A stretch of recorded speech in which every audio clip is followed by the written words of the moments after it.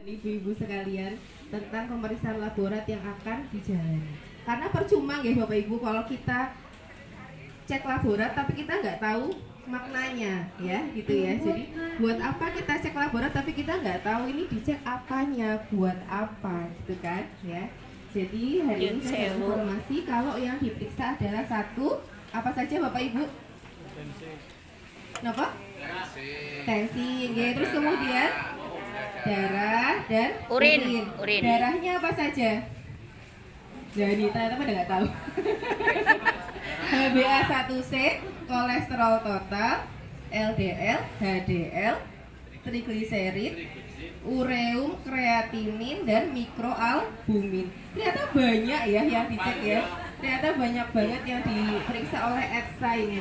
Gitu. Jadi kita harus tahu kita diperiksa apa saja karena kita sudah iur BPJS, harus dapat fasilitasnya dan harus tahu ini diapain gitu ya. Nah, jadi kita mulai dari pemeriksaan darah dulu ya Bapak Ibu ya. Pemeriksaan darah ini yang pertama yang paling sering Bapak dan Ibu diwanti-wanti itu adalah HbA1c, ya. Gitu. HbA1c ada yang sudah tahu? Bapak Ibu mungkin bisa tunjuk tangan. Kelalen ini gimana? Bapak edukasinya gimana? Nah, jadi nanti mungkin bisa disiapkan door prize-nya ya Bapak ya. Dia jawab, masa diundang atau nggak ada door prize-nya ya. Jadi HbA1c itu adalah seperti hasil ujian ya. Hasil nilai rata-rata ujian, nilai rapotnya Bapak Ibu sekalian. Karena HbA1c itu adalah pemeriksaan untuk mengetahui bagaimana keadaan gula darah kita 3 bulan ke belakang. Ya, kalau gula darah sewaktu kan sekarang kita dites, ya hasilnya tergantung kita habis makan apa enggak, gitu kan? Kalau misal kita habis makan kemudian kita dicek tinggi ya wajar ya. Kalau kita tidak makan sengaja puasa gitu, kemudian kita dicek hasilnya bagus ya wajar banget karena kan kita tidak ada masuk apa-apa ya. Tapi kalau HbA1c itu adalah memeriksa kadar gula darah yang terendap di dalam sel darah merah. Jadi di dalam sel darah merah itu tuh ada endapan gula, itu yang diperiksa di HbA1c. Jadi ketahuan kalau misalkan sering nyicipi apa Bu? Lupis nggih, kepok nggih Bu nggih. Napa mawon Bu? Pindang goreng. Boleh. Nah ini nanti kita akan bahas ya Bu, apa yang gane orang uli makan. Boleh, masa tidak boleh makan nanti kurus stres ya Bu ya. Nyicip boleh kan? Boleh nyicip, ngocok nggak boleh. Nyicipnya 2. 1 + 1 + 1 gitu terus ya nyicipnya ya Bu. Ya jadi HbA1c adalah raport selama 3 bulan terakhir. Karena kenapa 3 bulan, ada yang tahu kenapa 3 bulan? Apa ada yang guru biologi di sini? Kenapa 3 bulan? Karena umur sel darah merah itu adalah 120 hari. Jadi itulah kenapa diceknya selama 3 bulan terakhir gitu ya, untuk mengecek 3 bulan terakhir. Itu yang pertama. Kemudian yang kedua adalah apa Bapak Ibu? Kolesterol. Nah, kolesterol ini juga sama ya. Kalau kita analogikan gini Bu, pembuluh darah kita di dalam tubuh dari atas sampai bawah itu kayak jalan raya ya, seperti jalan raya. Nah, kolesterol itu adalah kendaraan di dalamnya, ya, mobil, motor, truk, bis, gitu, gitu. Jadi itu kolesterol itu adalah kendaraan yang ada di dalam itu. Kenal Pak Edi. Salam untuk Dokter Ines, Pak.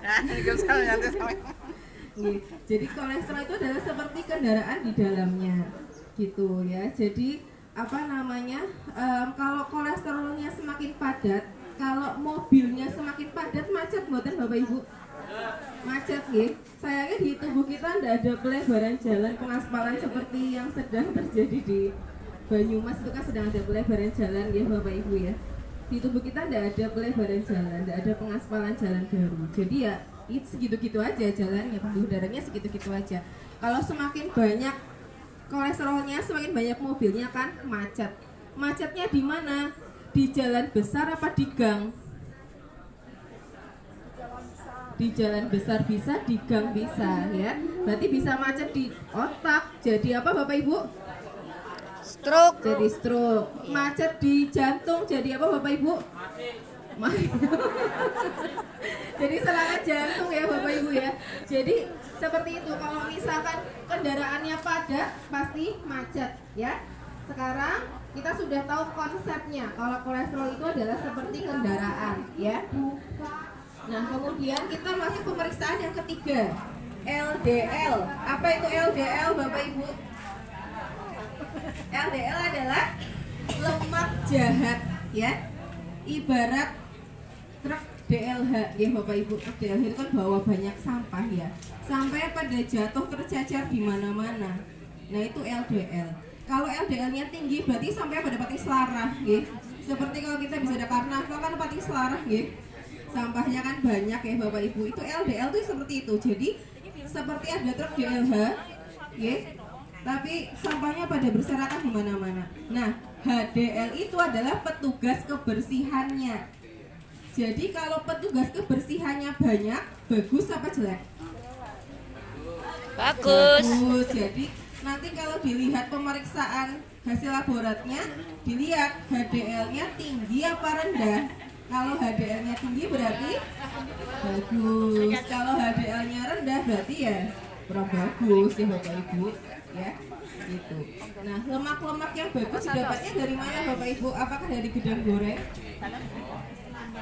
Tidak ya, betul, dari makanan yang sehat. Karena sesungguhnya makan makanan yang sehat ya Bu, seperti alpukat contohnya ya. Kemudian buah-buahan lain itu juga mengandung lemak-lemak baik atau HDL. Jadi kita nggak perlu takut kita kekurangan lemak baik ya. Boleh, justru alpukat itu bagus Bu, lemaknya lemak bagus kalau alpukat itu ya.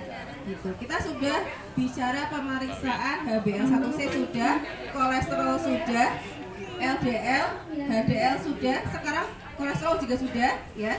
Sekarang kita tinggal bicara tentang pemeriksaan fungsi ginjal ya. Apakah sudah ada yang pirsa Bapak Ibu kenapa fungsi ginjalnya diperiksa? Kenapa kok suruh mengumpulkan pipis? Iya, begitu. Saringan ya. Saringan di tubuh kita itu adalah ginjal. Tubuh kita tuh punya saringan namanya ginjal. Kalau saringannya bodol, ya, saringannya bodol, banyak yang rembes apa enggak? Kalau saringannya bodol bisa buat nyaring santan apa enggak Bapak Ibu? Bisa enggak? Enggak bisa ya. Jadi kalau misalnya saringannya bodol, pasti ampas kelapanya ikut keluar ya kan? Nah itu sama aja analogi tentang kenapa kita diperiksa urin. Dilihat santannya bening apa enggak kayak gitu ya. Gitu. Jadi seperti saringan, kalau misalnya berarti kita harus waspada. Kalau mikroalbuminnya positif berarti sudah ada kebocoran tetapi ringan ya. Itu ya Bapak Ibu ya. Jadi harus hati-hati, dikurangi makan makanan yang terlalu manis, dikurangi makan makanan yang tinggi lemak, tinggi garam gitu ya. Terus kemudian yang selanjutnya adalah pemeriksaan fungsi ginjal, ureum dan kreatinin ya.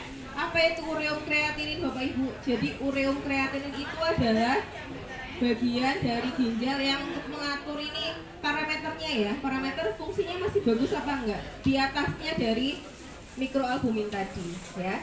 Gitu. Jadi sisa-sisa sampah itu dilihatnya dari ureum dan kreatinin. Kalau ureum dan kreatininnya tinggi, berarti sampahnya tidak tersaring, masih mubeng-mubeng di dalam darah. Makanya ureum kreatininnya tinggi. Naudzubillah min dzalik. Semoga kita semua senantiasa sehat. Ureum kreatininnya bagus, semuanya bagus ya Bapak Ibu ya. Triglycerid. Ayo, ada yang tahu enggak triglycerid itu apa Bapak Ibu? Lemak jahat. Dia termasuk bagian dari lemak jahat ya. Triglycerid itu adalah cadangan lemak Bapak Ibu. Cadangan lemak yang disimpan di dalam otot ya. Jadi kalau kita kebanyakan makan manis-manis ya, itu disimpannya dalam bentuk triglycerid gitu ya Bapak Ibu ya, hampir sama dengan LDL tadi. Jadi itu semua adalah pemeriksaan yang kita jalani hari ini. Nanti pada saat kontrol kita akan tahu hasilnya seperti apa. Bagi rapotnya pada saat kontrol ya Bapak Ibu ya. Semoga semua diberikan kesehatan. Amin. Oke, sebelum saya akhiri sharing-sharing pada pagi hari ini, apakah ada yang mau ditanyakan Bapak Ibu? Monggo.